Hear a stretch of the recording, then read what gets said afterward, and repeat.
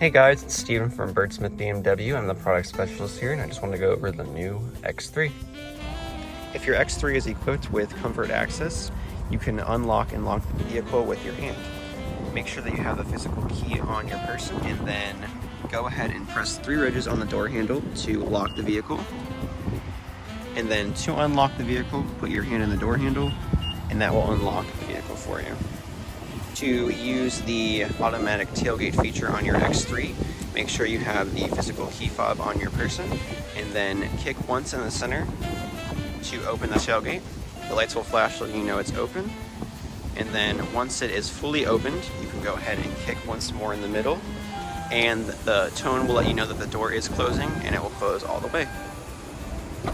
To activate the child safety locks on the rear doors of the X3, go ahead and open the door, and then on the door card there is a little switch under the locking mechanism.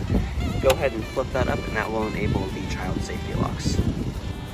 Located in the rear of the X3, we do have a cargo cover located at the top. Go ahead and pull out and down. We can go ahead and release that all the way out.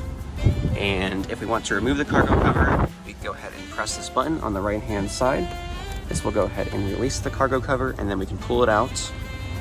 Once we have our cargo cover out of the vehicle, we can go ahead and store it in the underside storage compartment. So under the floor mat, we can go ahead and pull up on this tab, and you can store your cargo cover right there in this storage compartment. So as you can see, the cargo cover fits perfectly in this storage compartment, and I can close this, and the floor is still flat and it fits perfectly. Located on the left-hand side on the driver's door card, we do have our window switches right here, our mirror fold-in button right here. As you can see, the mirrors fold in when I press that button.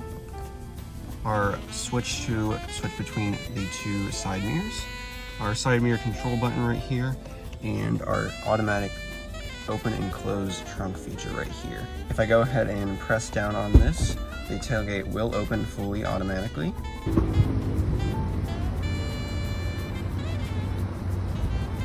And if I go ahead and pull up on the switch and hold, it will go ahead and close the tailgate for you as well.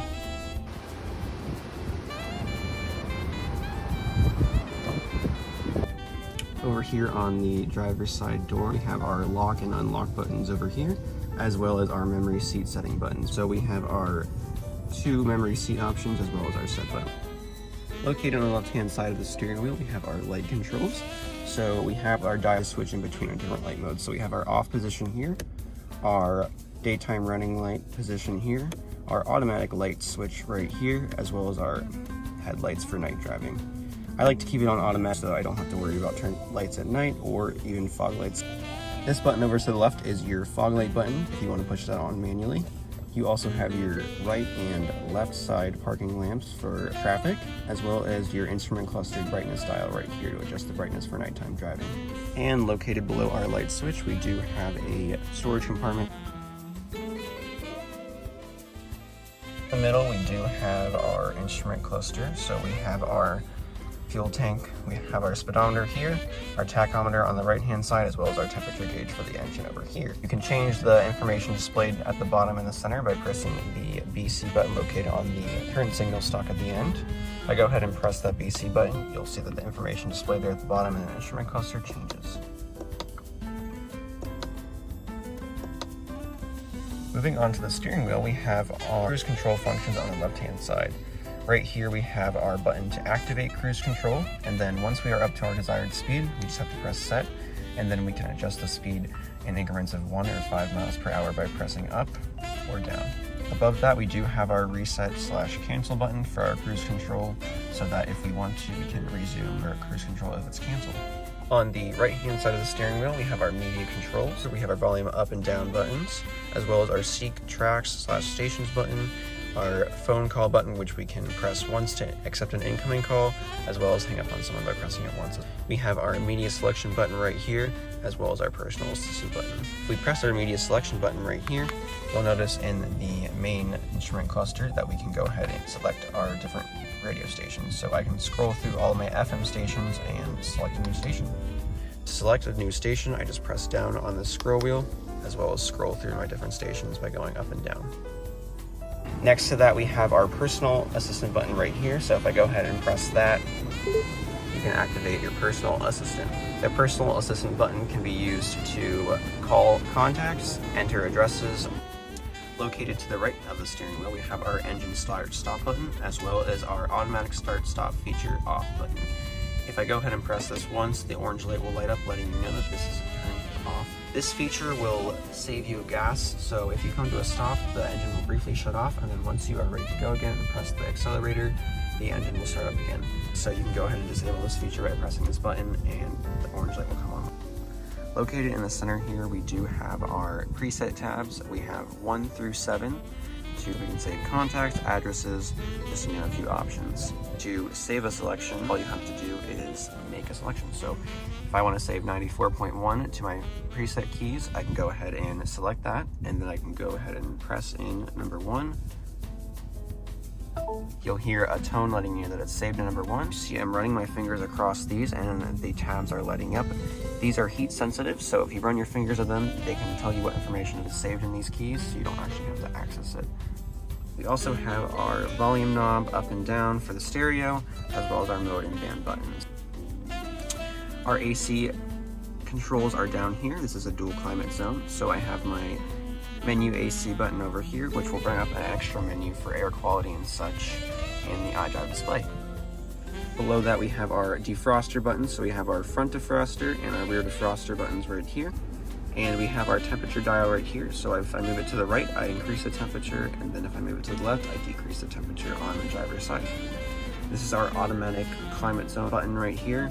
And over here we have our air direction button. If I go ahead and press that, you'll see right here that it go ahead and changes the direction of air. Over to the right we have our fan speed buttons up in here, so if I want to, I can decrease the fan speed or increase it by pressing on this button over here. And same for the passenger side, we also have our air direction button right here. We have our AC max button right here, as well as our temperature dial, our sync feature to sync both climate zones, and our air recirculation button right here. In the center we have 2 cup holders and a little storage pocket, as well as a storage place for the key, and a 12-volt outlet for charging as well. In the center here we do have our controls for the iDrive as well as our shifter. Over to the left we have our DSC button, so if I go ahead and press that, I can toggle our traction control off and on. Over here we have our drive mode selections. We have our Comfort, Sport, and Eco Pro drive modes. Comfort is going to be our most balanced setting. Our Sport mode is going to increase our handling and throttle response, so if I go ahead and press that, you will see that on the iDrive screen it lets you know that you are now entering Sport mode. Below Comfort we have our Eco Pro mode. If I go ahead and press this, you'll also see that it lets us know on the iDrive screen that we have entered Eco Pro mode. This is great for highway driving or road trips. This will save you gas mileage. Below that we do have our park distance control button. If I go ahead and press that, on our main screen we will see our park distance control menu, which is great for parking. You'll see you have sensors in the front and rear of the vehicle letting you know how close you are getting to objects in the front and rear of the vehicle. Over to the left hand side we can go ahead and access our rear view camera image, as well as our settings for this park distance control menu. If I click on the reverse camera button over here on the left hand side, you can go ahead and bring up the rear view image even if you are in park.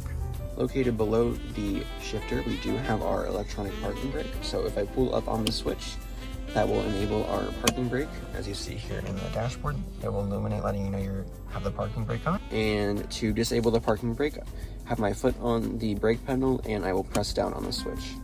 Located below the parking brake, we do have our auto hold feature. So if I go ahead and press that, our green light will let us know that this feature is enabled. And you will see the auto H symbol in the dash as well. This feature will hold the parking brake for you once the brake is applied, and then once the accelerator is applied, it will take the parking brake off. So this is a great feature for stop and go traffic.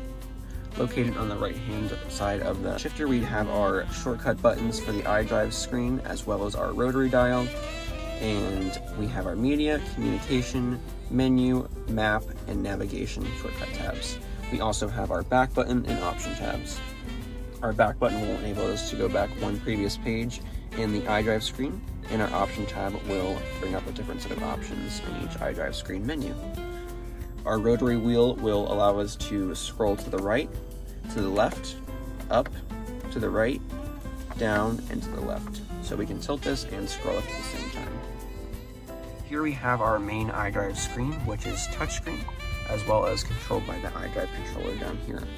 This is our main menu, so if we scroll to the right, we have all of our tabs here for our iDrive. We have our media tab, so if I go ahead and click on that, I will see that we have our radio and other media opportunities in here. So we have our satellite radio, our FM and AM stations, as well as our paired phones. To the right, we have our communication tab, which will store our contacts if our phone is synced via Bluetooth, as well as share recent calls, outgoing calls, and also you can add and delete mobile devices from the car in this menu as well. Our navigation tab is to the right as well, and if we click on that, we can enter an address, view our recent destinations, enter a new destination, as well as see a full screen map. This will show your current geographical position in a full screen mode. Back from our home screen, if we scroll to the right using our iDrive wheel, we have our connected drive apps. So if I go ahead and click on that, these are all of your BMW apps included with your vehicle. So we have our weather app, our news app, our online search, and Wikipedia apps, as well as Yelp and a couple others. So you can go ahead and view your news as well as the upcoming weather for the week. To the right of that, we do have our vehicle tab. So if I click on my vehicle, you can go ahead and see a bunch of different settings for our vehicle. A couple key features in this menu is our vehicle settings menu. So if I go in there, I can go ahead and change a lot of different settings for the vehicle, such as exterior lighting, our door and key settings, as well as a number of different settings for the vehicles. If I go back into our My Vehicle main menu, I can see that we have our iDrive settings as well. So this will be for your instrument cluster as well as iDrive screen. So date and time, units, and other details and settings will be in this menu as well.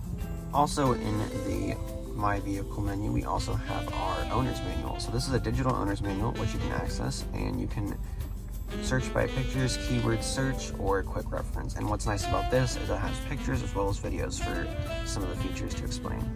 Our notifications tab to the right will just display any notifications the vehicle might want to tell us, such as a low tire pressure, a malfunction, or a service that is needed.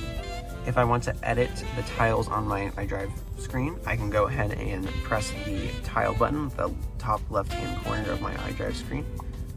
This will enable me to edit and slide the tiles around. So if I want to move my navigation menu to the right, I can go ahead and touch and hold and drag it to the right. So now I can adjust which tiles are displayed in what order. Once I'm done rearranging my tiles, I can press the home button in the top left-hand corner of the iDrive screen, and that will save the changes. The button located below the hazard switch is our active safety button. If I go ahead and press this will bring up our active safety menu. All of them are currently on, but if we go to configure individual at the bottom, and we go ahead and select that, we can see what safety features we do have enabled. We have our pedestrian warning active, our front collision warning, our lane departure warning, and our blind spot detection. You can go ahead and edit any of these settings by clicking on each active safety feature, and you can scroll down and edit these if you want to. Once you've edited them, you can go back and press the home tab up here, and it will save those safety feature settings.